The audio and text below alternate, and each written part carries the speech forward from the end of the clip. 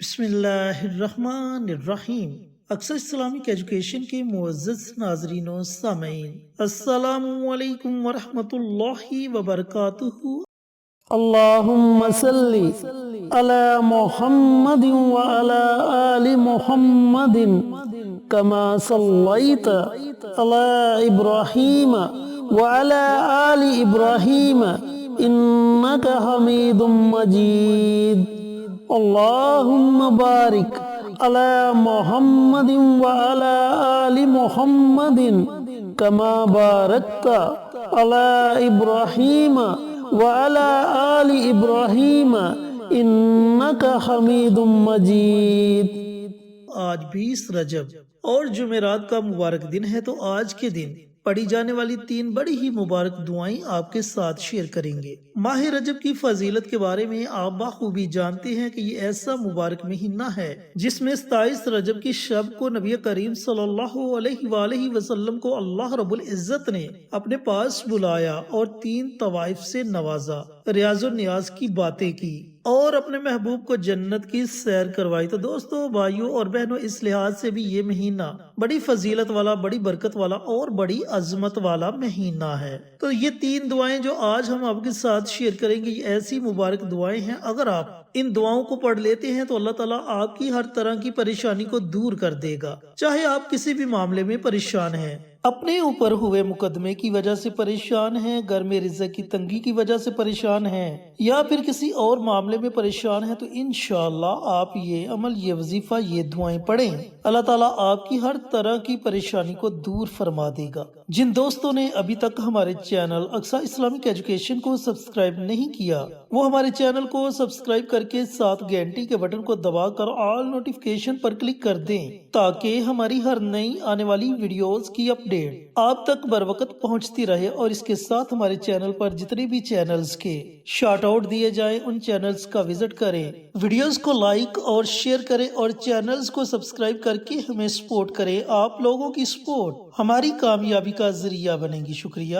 تو وہ کون سی 3 دعائیں ہیں جنہیں آپ نے ماہ رجب کی تیسری جمعرات یعنی کہ 20 رجب کے دن پڑھنا ہے؟ کیسے پڑھنا ہے؟ پڑھنے کا طریقہ کار اچھی طرح سن لیں اور سمجھ لیں۔ دوستو، بھائیوں اور بہنوں، سب سے پہلے آپ نے پیارے آقا سرور کائنات حضرت محمد مصطفیٰ صلی اللہ علیہ وآلہ وسلم کی ذات اقدس پر درود و سلام کا نذرانہ پیش کرنا ہے۔ اب درود پاک آپ کوئی بھی پڑھ سکتے ہیں، لیکن کوشش کریں کہ درود ابراہیمی پڑھا جائے، کیونکہ درود ابراہیمی کی بہت زیادہ طاقت ہے۔ تو آپ نے کم از کم 3 مرتبہ درود ابراہیمی پڑھنا ہے۔ درود ابراہیمی پڑھنے کے بعد جو آپ نے سب سے پہلی دعا پڑھنی ہے وہ دعا ہے لا الہ الا اللہ، لا الہ الا اللہ۔ یہ اتنے مبارک کلمات ہیں، اتنے مبارک کلمات ہیں کہ نبی کریم صلی اللہ علیہ وآلہ وسلم کا فرمان علی شان ہے کہ اگر 7 زمین و آسمان کو اکٹھا کر دیا جائے اور جو کچھ ان کے درمیان ہے وہ سب کچھ اکٹھا کر کے ترازو کے ایک پلڑے میں رکھ دیا جائے اور ترازو کے دوسرے پلڑے میں لا الہ الا اللہ کے کلمات رکھ دیے جائے، تو جس پلڑے میں لا الہ الا اللہ کے کلمات ہوں گے وہ پلڑا باری ہو جائے گا، یعنی کہ اللہ تعالیٰ کا نام ہر چیز پر باری ہے، اور بروز قیامت لا الہ الا اللہ پڑھنے والے کی یہ کلمات سفارش کریں گے۔ تو میرے دوستوں، میرے بھائیوں، میری بہنوں، آپ نے صرف 100 مرتبہ لا الہ الا اللہ، لا الہ الا اللہ ان کلمات کو پڑھنا ہے۔ یہ آپ نے پہلا عمل کرنا ہے۔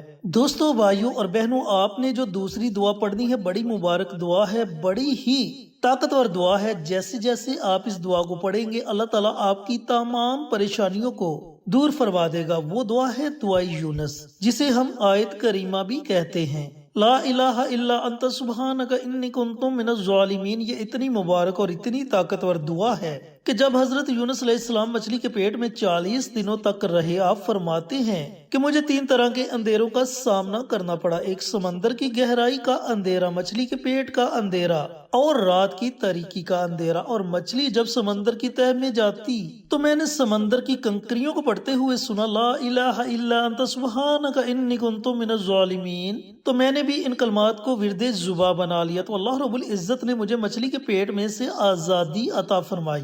تو دوستو، بھائیوں اور بہنوں، آپ نے اس دعا کو بھی کم از کم 100 مرتبہ پڑھنا ہے۔ یعنی کہ آپ نے اس دعا کی بھی 1/10 پڑھنی ہے دوستو۔ جو آپ نے تیسری دعا پڑھنی ہے وہ بھی بڑی مبارک دعا ہے، اور اس دعا کے متعلق نبی کریم صلی اللہ علیہ وآلہ وسلم کا فرمان علی شان ہے کہ یہ جنت کے خزانوں میں سے ایک خزانہ ہے۔ وہ دعا ہے لا حول ولا قوت الا باللہ، اور پھر فرمایا کہ اس میں اللہ رب العزت نے 99 بیماریوں کا علاج رکھ دیا، اور ان 99 بیماریوں میں سے جو سب سے چھوٹی بیماری ہے وہ بیماری ہے وہم کی۔ اور دوستو اگر دیکھا جائے تو ہمارے ہاں وہم کی بیماری کو بہت بڑا سمجھا جاتا ہے، لیکن ان 99 بیماریوں میں سب سے چھوٹی بیماری وہم کی ہے، ڈپریشن کی بیماری ہے۔ اور اگر دیکھا جائے تو بڑی بیماریاں کتنی بڑی ہوں گی۔ تو دوستو بھائیوں اور بہنوں، ان کلمات کی بدولت اللہ رب العزت 99 بیماریوں سے شفا عطا فرمائے گا، اور اگر آپ ان بیماریوں میں سے کسی بھی بیماری میں مبتلا نہیں تو اللہ تعالیٰ آپ کی حفاظت فرمائے گا۔ تو آپ نے ان کلمات کو بھی، اس دعا کو بھی 100 مرتبہ پڑھنا ہے۔ لا حول ولا قوت الا باللہ، لا حول ولا قوت الا باللہ، اس طریقہ کار سے آپ نے اس دعا کو بھی 100 مرتبہ پڑھنا ہے۔ جب آپ یہ تینوں دعائیں پڑھ لیں، 100 مرتبہ لا الہ الا اللہ، 100 مرتبہ لا الہ الا انت سبحانک انی کنت من الظالمین، اور 100 مرتبہ لا حول ولا قوت الا باللہ، تو آخر میں آپ نے پھر نبی کریم صلی اللہ علیہ وآلہ وسلم کی ذات اقدس پر کم از کم 3 مرتبہ درود پاک کا نذرانہ پیش کرنا ہے، اور اپنے ہاتھوں کو رب کائنات کی بارگاہ میں اٹھا لینا ہے، بڑی عاجزی کے ساتھ، بڑی انکساری کے ساتھ آپ نے اللہ رب العزت کی بارگاہ میں اپنی حاجات کے لیے دعائیں مانگنی ہیں۔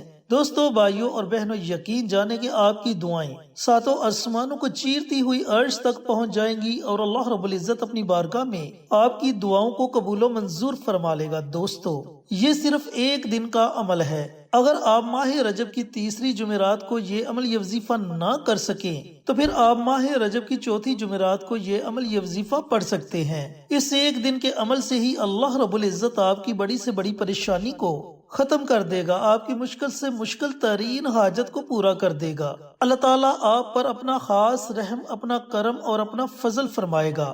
دوستو اس کے ساتھ ساتھ ایک اور چھوٹا سا عمل ہے جو ہم اپنی بہت سی ویڈیوز میں آپ کے ساتھ شیئر کر چکے ہیں، اور وہ عمل ہے توبہ استغفار کا عمل۔ اب استغفار کی بہت سی دعائیں ہیں، آپ کو جو بھی دعا آتی ہے آپ نے اس دعا کو روزانہ 100 مرتبہ پڑھنے کا معمول بنا لینا ہے، اور بالفرض اگر آپ کو استغفار کی کوئی بھی دعا نہیں آتی تو آپ صرف اتنا پڑھ لیں استغفر اللہ استغفر اللہ استغفر اللہ۔ اب یہ جو استغفار کا عمل ہے، اس عمل کو آپ نے کچھ دن تک جاری نہیں رکھنا، بلکہ اس عمل کو، اس وظیفے کو آپ نے اپنی زندگی کے آخری دم تک جاری رکھنا ہے، کیونکہ یہ عمل ایک ایسا عمل ہے جو آپ کو دنیا میں بھی فائدہ دے گا اور آخرت میں بھی آپ کے لیے جنت کا باعث بنے گا۔ تو اس عمل کو بھی ضرور اپنی زندگی کا معمول بنا لے، پھر دیکھتے جائیں کہ اللہ تعالیٰ آپ کی زندگی میں کتنی آسانیاں پیدا کرتا ہے۔ اللہ تعالیٰ سے دعا گو ہوں کہ اللہ پاک یہ مبارک عمل، یہ مبارک وظیفہ مجھے بھی، میرے تمام بھائیوں کو، میری تمام بہنوں کو پڑھنے کی توفیق عطا فرمائے، اور صدقہ جاریہ سمجھ کر دوسروں کے ساتھ شیئر کرنے کی توفیق عطا فرمائے، تاکہ آپ کے ساتھ ساتھ دوسرے لوگوں کا بھی فائدہ ہو سکے۔ پیارے آقا کی پیاری پیاری سنتوں پر عمل کرنے کی توفیق عطا فرمائے، 5 وقت کا نمازی بنائے، صراط مستقیم پر چلنے کی توفیق عطا فرمائے، آمین۔ انشاءاللہ پھر کسی نئی ویڈیو کے ساتھ اچھے وظائف کے ساتھ آپ کی خدمت میں حاضر ہوں گے، تب تک کے لیے اجازت دیں۔ السلام علیکم ورحمۃ اللہ وبرکاتہ۔